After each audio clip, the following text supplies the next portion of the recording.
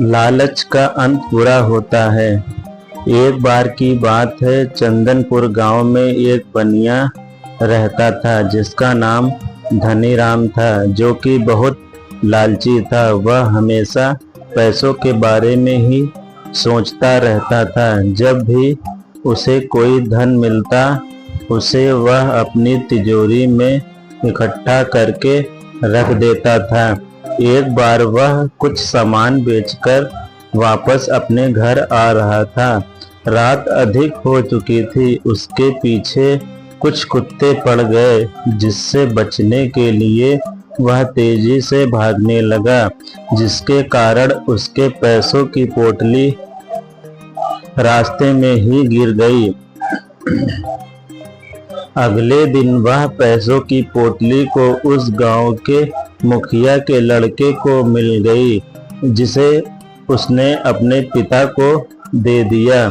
मुखिया बहुत ईमानदार तथा नेक इंसान था। अगली सुबह धनीराम अपने गांव के मुखिया के पास आता है और अपनी खोई हुई पोटली के बारे में बताता है। मुखिया धनीराम को वही पोटली देते हुए बोला, यह लो आपकी अमानत, जो कि मेरे बेटे को रास्ते में गिरी हुई मिली थी। धनीराम पैसों की पोटली को खोलता है और सिक्कों को गिनता है। उसके अंदर लालच आ जाता है। सिक्कों को गिनने के बाद बोलता है कि इस पोटली में 100 सिक्के थे, लेकिन अभी इसमें 50 सिक्के ही हैं। मेरे 50 सिक्के आपने रख लिए, 50 सिक्के मुझे और दो। मुखिया धनीराम को बहुत समझाने की कोशिश करता है कि इस पोटली में सिर्फ 50 सिक्के ही थे, लेकिन धनीराम मुखिया की एक भी बात नहीं मानता। वह अपने राज्य के राजा के पास जाता है और सारी बातें बताता है। राजा ने मुखिया और उसके लड़के को दरबार में बुलाया। दोनों से पोटली में रखे सिक्कों के बारे में पूछा।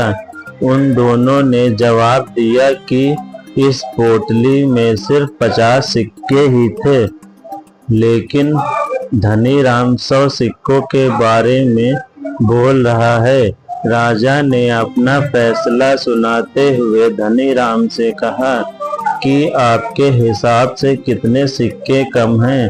धनीराम ने बोला 50 सिक्के कम हैं। राजा ने धनीराम से कहा कि इसका मतलब इस पोटली के असली मालिक आप नहीं हो। जब तक इसका असली मालिक नहीं मिल जाता, यह पोटली अभी इस लड़के के पास ही रहेगी। धनीराम जोर जोर से चिल्लाने लगा और बोलने लगा, यह थैली मेरी ही है, जिसमें 50 ही सिक्के थे। लेकिन राजा ने धनीराम की एक न सुनी। अब धनीराम को अपने द्वारा किए गए लालच पर पछतावा होने लगा। इसलिए कहा जाता है कि लालच का अंत बहुत बुरा होता है। धन्यवाद।